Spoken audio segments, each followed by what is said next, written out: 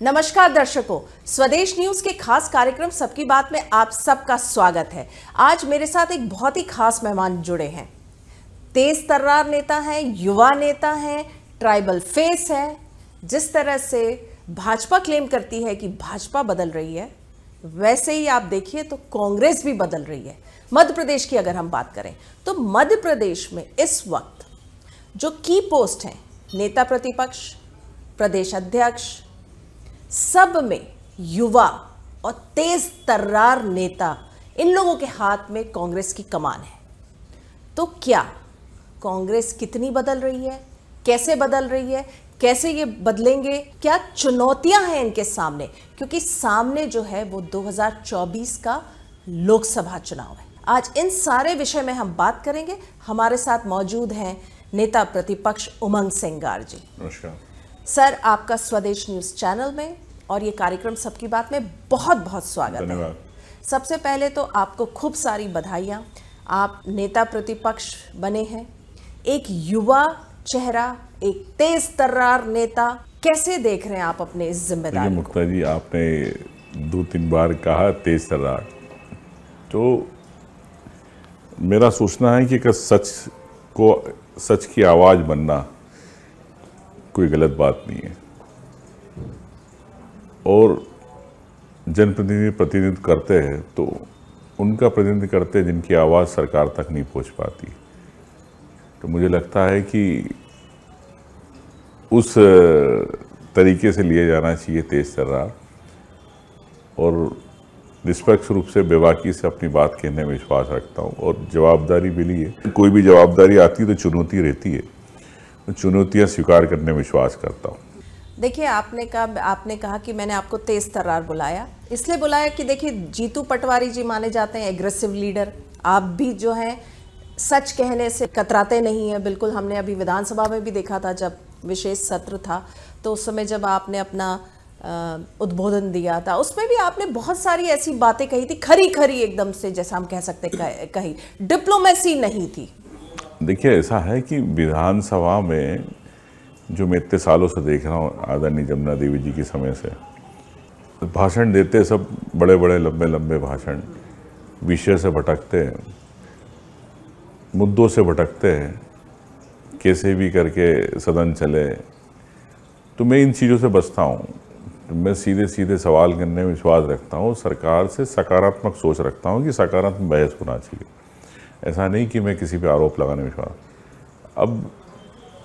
अब सरकार बनती है तो एक जनता के प्रति उनकी जवाबदारी है, उन्हें पूरा की जाए। तो अगर मैंने उनसे 450 के सिलेंडर की बात करी तो उनके घोषणा पत्र की बात करी, उनकी मोदी गारंटी की बात करी। अगर मैंने 2150 के बजाय 3000 रुपये की बात करी धान की, तो उनके गारंटी की बात करी। अगर लाडली बहना में उन्होंने गारंटी दी 3000 की, बड़े बड़े बैनर पोस्टर तो लगाए चुनाव के समय, शिवराज सिंह जी ने पूरा प्रचार किया। तो क्या कारण है कि सरकार बनते से ही भाजपा फुटबैक में आ गई? क्या कारण है? क्या आप चुनाव चाहते हो, वोट चाहते हो, लेकिन जनता के प्रति जो आपने वादे किए वो आप नहीं करना चाहते हो? मैं तो कहना चाहता हूँ, गए चुनाव में इन्होंने, इसके पहले वाले चुनाव में 24 घंटे बिजली की बात करी थी हर मजरे टोले में। और मैंने तो सदन में कहा भी, पहले भी कहा कि अगर आपकी बात सच है कि आपने 24 घंटे बिजली करा दी, वो प्रमाणित कर दे तो मैं इस्तीफा दे दूँ। तो मैं तो आज भी कहता हूँ कि 24 घंटे बिजली कहाँ दे पा रही है। तो ऐसे झूठे वादे करके आप सत्ता में रह सकते हो धनबल के माध्यम से, लेकिन जनता के प्रति न्याय तो करना पड़ेगा। देखिए, झूठे वादे चलिए मान लिया, वादे पॉलिटिशियंस करते हैं, पार्टी करती है, चाहे हम बीजेपी की बात करें, कांग्रेस की बात करें, वादे निभाए ना निभाए, चलिए इस पे नहीं जा रहे। मैं एक सवाल पूछूंगी आपसे, कांग्रेस सत्ता में कितने साल से थी? तो ऐसा क्या है कि अब जब बीजेपी सत्ता में आ गई है तो लगातार जो है ब्लेम आता है, या तो ईवीएम मशीन को जाता है, या धन बल को जा रहा है, या सोशल मीडिया के दुरुपयोग का जा रहा है, या इस तरह की सारी बातें। देखिए, चुनाव जीतने हारने के कई एलिमेंट्स होते हैं, बहुत सारे कारण होते हैं। चाहे धनबल हो, चाहे ईवीएम हो, चाहे आपने किस प्रकार से दोनों पार्टी ने अपने संगठन को खड़ा किया, कितने काम किया, कितने नहीं किया, कितने विरोधी रहे, सो बातें हैं। लेकिन मैं इतना जानता हूँ कि प्रदेश की जनता, प्रदेश की आम जनता कांग्रेस को चाहती थी। आप भी पत्रकार हैं, आप भी पूरे क्षेत्र में घूमी हैं, तो ये आश्चर्यजनक परिणाम आए। हर प्रदेश की जनता इसको लेकर आश्चर्यचकित है, कर्मचारी हो, अधिकारी हो, सब हो। तो आप समझ सकते हैं कि कहीं ना कुछ जनादेश जनता का जनादेश तो नहीं है। आप कह रहे हैं आश्चर्यजनक जो है ये जनादेश है। लगातार पूर्व मुख्यमंत्री दिग्विजय सिंह भी ईवीएम को ब्लेम कर रहे हैं, तमाम कांग्रेस के नेता ईवीएम को ब्लेम कर रहे हैं। देखिए लेकिन आप कर्नाटक भी तो जीते थे। देखिए, मैं आपसे ये कहना चाहता हूं कि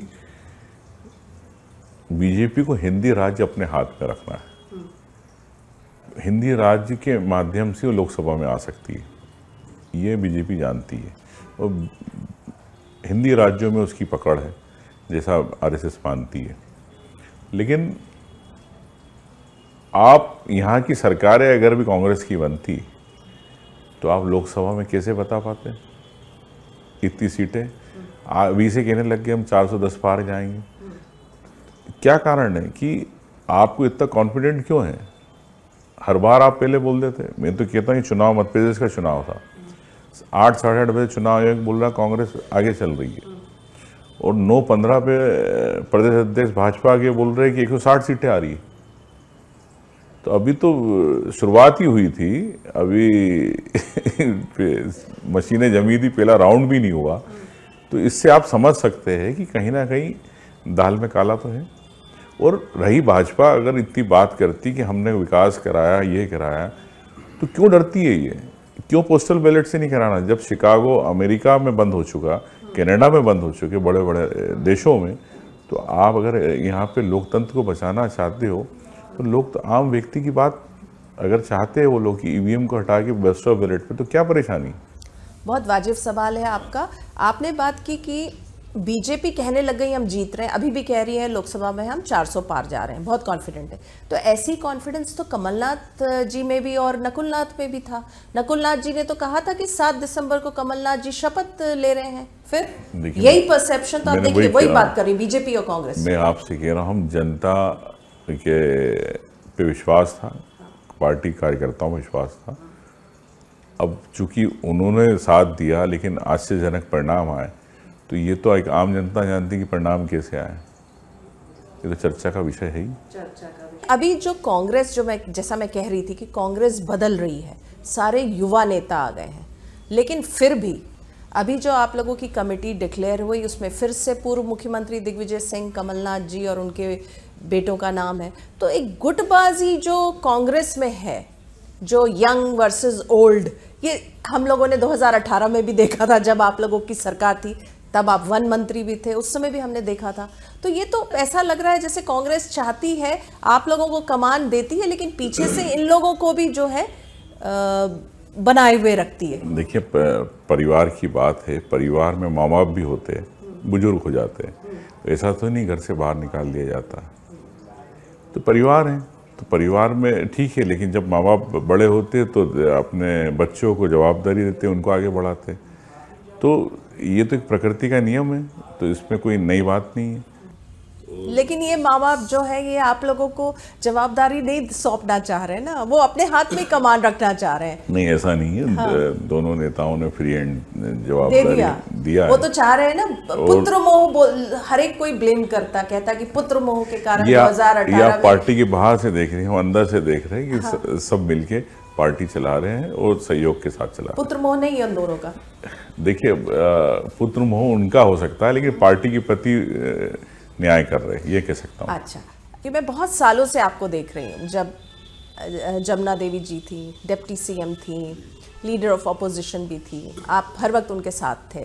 क्या आप इतने बड़े लीडर बन पाते अगर आप जमुना देवी के रिलेटिव नहीं होते? तो मतलब कहीं ना कहीं गॉडफादर की तो जरूरत है ना। देखिए, मेरे परिवार की, खानदान की लेगेसी है, इसमें कोई दो राय नहीं, मैं इसको मैं एक्सेप्ट करता हूँ। बुआ जी से कई चीज़ें मैंने सीखी भी है,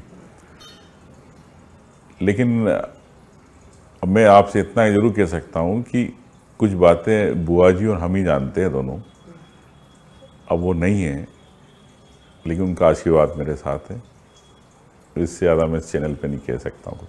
हम बात करते हैं लोकसभा की। आप लोग भी, आपके लगातार दौरे हो रहे हैं, प्रदेश अध्यक्ष जीतू पटवारी के भी लगातार दौरे हो रहे हैं, आप लोग जगह जगह जा रहे हैं, मध्य प्रदेश में घूम रहे हैं, कांग्रेस के कार्यकर्ताओं को बूस्ट कर रहे हैं। तो नया मुद्दा क्या रहेगा? क्योंकि आप देखिए, बीजेपी ने ऑलरेडी राम मंदिर, अयोध्या, रामलला, धर्म को वो ले आए हैं फ्रंट पे, और ये इमोशन से जुड़ा हुआ मुद्दा है, जनता से, जनता की इमोशन से। और आपके जितने शीर्ष नेतृत्व है, निमंत्रण मिलने के बावजूद वो कह रहे हैं कि हम नहीं जाएंगे। जो एक मुद्दा है, आप लोग बैकफुट होते जा रहे हैं। नहीं, देखिए मुक्ता जी, मैं बहुत स्पष्टवादी हूँ। हर व्यक्ति को अपने धर्म का आदर करना, सत्कार करना, सब पूजा करना उसका अधिकार है। तो हिंदुस्तान में कई धर्म हैं और सब करते हैं, लेकिन किसी एक मुद्दे को लेके जाना नहीं जाना ये बात अलग है। भाई, जब अगर शंकराचार्य कह रहे हैं कि वो विधि विधान से नहीं हो रहा, हम भी घर में ब्राह्मण को लाते इसलिए लाते हैं कि विधि विधान से पूजा हो। तो जो चारों शंकराचार्य पीठ के, जब शंकराचार्य अगर वो लोग के आरोप लगा रहे हैं कि गलत तरीके से हो रही है, विधि विधान से स्थापना नहीं हो रही, तो एक तो हो गई ये हिंदू संस्कृति जानते ही नहीं, सनातन की, पहले इनसे पूछो। दूसरी बात कि कांग्रेस की बात है, तो ये भाजपा का एजेंडा रहा है। हम मंदिर, भगवान में आस्था है, और सोनिया जी तो ठीक है, राजीव जी ने उसके ताले खुलवाए थे, ये कोर्ट के आदेश पे था ना, ताले तो खुलवाए थे। लेकिन जो भी है, हम सम्मान रखते हैं, लेकिन मैं इतना कहना चाहता हूँ, क्यों भाजपा बार बार धर्म की बात करना चाहती है? क्यों धर्म के नाम पर हमें देश की जनता को एक अफीम की गोली की तरह नशा कराना चाहती है? क्यों ये विकास की बात नहीं करना चाहती? क्यों ये देश में आत्मनिर्भर की बात करते? तो आत्मनिर्भर कहाँ है? स्टार्टअप बंद हो गए, हजारों युवा बेरोजगार हो गए। आप यहाँ जब पड़ोसी देशों में कच्चा तेल, पेट्रोल, डीजल सस्ते वहाँ में बिकता है, तो देश में आज भी 110 में बिक रहा। क्यों नहीं कम करना चाहते हो? क्यों महंगाई की मार हर व्यक्ति के जेब पे डालना चाह रहे हो? तो ये आप बाहर के लोगों को फायदा पहुंचा रहे हो। विदेशी जो बड़े देश है उनके हाथ में भाजपा सरकार खेल रही है। ये डबल इंजन, सिंगल इंजन नहीं, ये इंजन चल रहे बाहर के इंजनों से, इस कारण हिंदुस्तान में चल रहा है। आप प्रधानमंत्री बने तो आपने 5 लाख करोड़ का क्यों ऑर्डर दिया बुलेट ट्रेन का? क्यों 20 लाख करोड़ का आपने न्यूक्लियर डील का आपने रिएक्टर्स के ऑर्डर दिए बिजली के? क्यों आपने राफेल के लिए दिए? तो देश का पैसा बाहर जा रहा है और यहाँ के लोग महंगाई में डूबे जा रहे, कर्ज में डूबे जा रहे। तो यहाँ के आत्मनिर्भर कब होंगे? आप किसानों के लिए बिल लाते हो, 1 साल किसान रहते, शहीद होते, 1 साल अब चुनाव आते, यूपी चुनाव, तो आप पीछे लेते हो। तो आपकी नीति, अगर देशभक्त की बात करते हो, आप राष्ट्रवाद की बात करते हो, तो राष्ट्रवाद के हिसाब से यहाँ के देश के लोगों को सोचना चाहिए। आप जुमलेबाजी से नहीं होगा, यहाँ के लोगों को ईमानदारी से सस्ती चीज़ें, सस्ता अनाज, सस्ते महंगाई से दूर रखना पड़ेगा। और सीधी बात है, विकसित कब होगा देश? विकासशील ही चला रहा है इतने सालों से, विकसित कब होगा? क्या आप G20 के जो देश है, क्या उनसे आप कॉम्पीट कर सकते हैं? ये बताएं भाजपा। अभी जो विशेष सत्र था विधानसभा का, उसमें आपने लाडली बहना योजना को लेके बहुत सवाल उठाए थे। आपने कहा था एक कानून बन जाना चाहिए, कोई भी सरकार आए ये योजना चलती रहनी चाहिए। आप लोगों को बहुत संशय था कि अब बंद हो जाएगा, पैसे नहीं डलेंगे।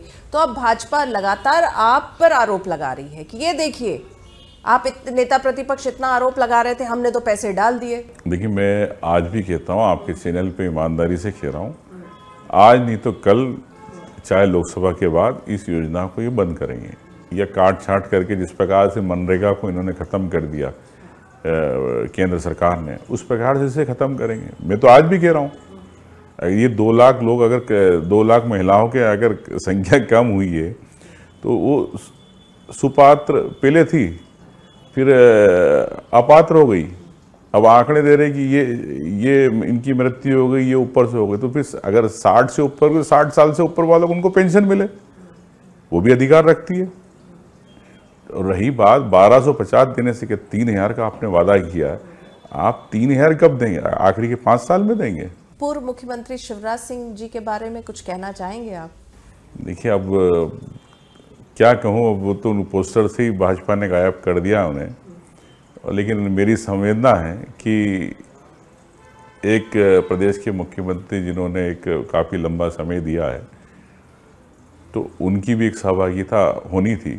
अब नहीं है, ये पार्टी के अंदरूनी झगड़े हैं, आप समझ सकते हैं भाजपा की।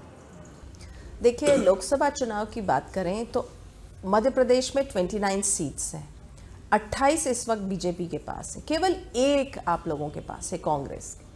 तो इस बार बीजेपी तो लगातार मेहनत कर रही है, उनका कहना है कि हम 29 की 29 सीट्स में जीत दर्ज कराएंगे। आप लोग कांग्रेस क्या कर रही है, क्या स्ट्रैटेजी बना रही है, क्या इश्यूज लेके जनता के बीच में आप लोग जाएंगे? देखिए, हम तो यही कहना चाहेंगे कि ठीक है, अभी प्रदेश अध्यक्ष जी हम दोनों दौरा भी कर रहे हैं, कार्यकर्ताओं को बूस्टअप भी कर रहे हैं, और कार्यकर्ताओं का मनोबल ऊंचा है, उनको इस हार से कोई फर्क नहीं पड़ा। ये मैंने जमीन पे जाके देखा है, खुद ने महसूस किया। बहुत बड़ी बात आप बहुत कह रहे हैं बहुत बड़ी कि बात वो है। हार से मायूस नहीं है कांग्रेस बिल्कुल के मायूस नहीं, बिल्कुल मायूस नहीं है। कार्यकर्ता पूरी तरह खड़ा है और पार्टी के लिए हर लड़ाई लड़ने के लिए तैयार है। दूसरी बात सीटों की बात है, तो सीटें पे हम लोग समय के पहले चयन कर रहे हैं ताकि उम्मीदवार को समय मिले, मौका मिले, और सीटों पे संगठन की विशेष रूप से जवाबदारी रहेगी कि जिन सीटों पर उम्मीदवार फ्री रहे और संगठन चुनाव लड़ा। ये हम लोगों की तैयारी है। तो यही तो बीजेपी भी तो कर रही है। बीजेपी भी फरवरी के फर्स्ट वीक में उम्मीदवार घोषित करने की बात कर रही है ताकि ज़्यादा समय मिले काम करने। स्वाभाविक लोकसभा क्षेत्र बड़ा होता है, और मुद्दों की बात यही है कि हम तो यही कहेंगे, जो आपने 1 महीने पहले आपने चुनाव में किए थे वादे, तो वो आपने क्यों नहीं किए? अगर आपने 3000 का धान खरीदी की बात करी, तो आप 3000 रुपये धान क्यों नहीं खरीद रहे? 2150 में क्यों? और मुझे तो अभी जानकारी मिली कि जबलपुर में जो घटना हुई, कई अधिकारियों को सस्पेंड किया गया, तो इसके पीछे यूपी के लोग आके व्यापारियां धान बेच रहे, तो इसके पीछे किसका कागज है, किसका रैकेट है, ये भी एक जांच का विषय है। तो मैं समझता हूँ कि 3000 में खरीदना था, 3000 रुपये महिला लाडली बहना को मिलना थे, 450 रुपये गैस सिलेंडर मिलना चाहिए। राखी पे देने से क्या होता, साल में एक ही बार देना है, तो घोषणा कर दो कि साल में एक ही बार देना है। तो पैसा है नहीं, कर्ज में डूबी जा रही है और टैक्स बढ़ाया जा रहा है। शराब पे हमारे यहाँ टैक्स कम है, डीजल पेट्रोल पे ज़्यादा है, तो कायदे से शराब पे ज़्यादा होना था। तो क्यों शराब पे आप टैक्स आपके कम है, क्यों डीजल पेट्रोल पे ज़्यादा है? तो आप सीधे आप महंगाई की मार एक आम जनता की जेब पे पड़ रही है, वो तो आप सोच नहीं रहे। प्रदेश को नए मुखिया मिले हैं, एकदम से नया नाम, चौंकाने वाला नाम, डॉक्टर मोहन यादव। आप रूबरू भी हुए होंगे विधानसभा में, अन्य समय भी। कैसे देख रहे हैं इस पूरे घटनाक्रम को, जिस तरह से भाजपा पूरी बदल रही है? बड़े बड़े मंत्री जो हैं, लगभग 12 मंत्री जो विधायक रह गए हैं, उनको इस बार मंत्रिमंडल में जगह भी नहीं मिली। 17 नए फेसेस, बिल्कुल नए फ्रेश फेस। जो मुख्यमंत्री के चेहरे थे, जिन्होंने सपने देखे थे कि मुख्यमंत्री बनना है, तो उनको तो भाजपा ने दरकिनार कर दिया। अब एक नए विधायक को जैसे राजस्थान में लाए, बड़ा आश्चर्यजनक इनके निर्णय है। लेकिन मेरा सोचना है कि कई अनुभवी लोग थे, उनको मौका मिलना था। अब डॉक्टर मोहन यादव जी की डिग्रियां तो बहुत सारी है, और डिग्रियों का उपयोग प्रदेश में जनता के लिए कितना होता है वो समझ में आएगा। अभी तो सिर्फ मंदिर की बात करते हैं। मुझे पहला भाषण दिया उन्होंने सिर्फ जिस प्रकार से, तो ऐसा लगा कि किसी मंदिर के पुजारी अपने मंदिर की कथा सुना रहे। लेकिन मेरा सोचना है कि जनता की बात करना पड़ेगी। जनता के हितों के लिए आपको मुख्यमंत्री को जवाबदारी से हर बात को गंभीरता से लेना चाहिए। जैसा कि कांग्रेस बदली है अभी मध्य प्रदेश में, नए आप लोग चेहरे पूरे आगे आ गए हैं, भाजपा भी बदली है, कैसे देख रहे हैं आप पूरा मतलब राजनीति मध्य प्रदेश का अचानक पूरा, जो कहें हम मध्य प्रदेश के जो फेसेस हैं, कांग्रेस बीजेपी सब बदल गया है। कांग्रेस में जो निर्णय हुए हैं, हाँ। उन निर्णयों पर चाहे मेरा हो चाहे जीतू पटवारी जी का, तो हम लोग चल सकते हैं कि अपने किसी की बैसाखियों की जरूरत नहीं है। लेकिन ये तो बैसाखी लेके आए, ये खुद ही बोलते हैं सिंगल इंजन डबल इंजन। अब इनके अभी मंत्रिमंडल, मुख्यमंत्री बनने में इतना समय लग गया, उसके बाद मंत्रिमंडल बनने में दिल्ली जाना पड़ा, फिर विभाग बंटवारे में जाना पड़ा, हर निर्णय तो दिल्ली से हो रहा है। तो क्या आप बगैर केंद्र सरकार की बैसाखियों के चल पाएंगे? ये तो अब आने वाला समय पता चलेगा। देखिए, जब तक कमलनाथ जी यहाँ पे थे मध्य प्रदेश में, मतलब हैं अभी भी, वो कहते मैं दिल्ली नहीं जाऊँगा, लेकिन जब उनके हाथ में कमान थी, चाहे एज ए चीफ मिनिस्टर या प्रदेश अध्यक्ष, तो आपके पास एक स्ट्रॉन्ग, कांग्रेस पार्टी के पास एक बहुत बड़ा फाइनेंशियल बैकबोन था। अब वो नहीं है जिम्मेदारी वाले पद पे, तो कांग्रेस पार्टी चल पाएगी? क्योंकि हम केंद्र में भी देख रहे हैं क्राउड फंडिंग की बात हो रही है कांग्रेस की। नहीं, ऐसा नहीं है। देखिए, जब कारवां चलता है तो साधन व्यवस्थाएं अपने आप सब जुड़ जाती है, ऐसा मैं मानता हूँ। राहुल गांधी एक नई यात्रा शुरू कर रहे हैं, भारत जोड़ो न्याय यात्रा। उसमें क्या लग रहा है, उसका कितना इम्पैक्ट आएगा अगर हम केवल मध्य प्रदेश की बात करें तो? क्योंकि मध्य प्रदेश से भी वो कई जगह से वो निकलेगी। देखिए, यात्रा है पूरे देश की यात्रा है और देश की न्याय की यात्रा है। उन छोटे व्यक्तियों की, उन गरीबों की है जिनको न्याय की आवश्यकता है। आज आप देख रहे हैं देश के अंदर एक आर्थिक रूप से असमानता स्थिति हो गई। 10% लोगों के, 15% लोगों के पास सब कुछ चला गया, आर्थिक साधन उनके पास, वो संपन्न होते जा रहे हैं। 80-90% लोग गरीब है, आर्थिक स्थिति उनकी कमज़ोर होती जा रही। तो ये असमानता अगर इस देश में रहेगी तो जैसे श्रीलंका के हाल हुए, ऐसे हिंदुस्तान के एक दिन हाल होंगे। जाते जाते एक सवाल पूछूंगी, आपका नाम आता है तो कई कंट्रोवर्सीज आ जाती हैं जी, उससे कैसे डील करते हैं? देखिए, मैं एक बात को मैं ईमानदारी से बोलता हूँ कि इंसान को जीवन में अपनी नीयत साफ रखना चाहिए। आप किसी भी से भी कमिटमेंट करो, चाहे दोस्त हो, रिश्तेदार हो, कोई भी हो, भाई हो, आप कमिटेड रहो। जीवन में कमिटमेंट का मतलब ही होता है नीयत साफ। तो मैंने जीवन में कभी भी कोई काम किया तो ईमानदारी से और नीयत साफ करके कमिटेड रहा हूँ। अब अलग बात है, डेस्टिनी में कई चीज़ें रहती है, कब क्या होना। अगर मुझे आपको पता चले कि अभी आगे जाके आप गिरेंगी तो आप थोड़ी जाएंगी वहाँ। तो जीवन है, उतार चढ़ाव चलते हैं, मैं इसको करता हूँ। लेकिन ईश्वर की नज़र में नीयत साफ रहे, क्योंकि ईश्वर से बड़ा कोई न्याय नहीं करता। मैं इस बात में विश्वास करता हूँ। बहुत अच्छी बात आपने कही कि अपने नीयत को आप साफ रखिए। जी, आप स्वदेश न्यूज़ के चैनल में आप आए, आपने इतने बेबाक तरीके से बातचीत की और इतने सारे विषय पे आपने बात की, आपने हमको अपना समय दिया। आपका बहुत बहुत धन्यवाद और हमारी शुभकामनाएं आपके साथ हैं। थैंक यू मुक्ता जी। तो दर्शकों, इस एपिसोड में हमने बात की युवा और तेज तर्रार नेता उमंग सिंगार जी से। आदिवासी चेहरा हैं, तेज तर्रार नेता हैं, स्पष्ट बोलते हैं और उनका मानना है कि व्यक्ति को अपनी नीयत बिल्कुल साफ रखनी चाहिए तो रास्ते अपने आप खुलते जाते हैं। तो इस एपिसोड में इतना ही। अगले हफ्ते हम एक बार फिर से मुलाकात करेंगे एक नए मेहमान के साथ। तब तक के लिए दीजिए हमें आज्ञा। नमस्कार। ऐसे ही वीडियोस को लाइक, शेयर, फॉलो और YouTube को सब्सक्राइब कर बेल आइकॉन दबाना ना भूलें और ताज़ा अपडेट्स के लिए हमारी वेबसाइट swedeshlive.com पर जरूर जाएं।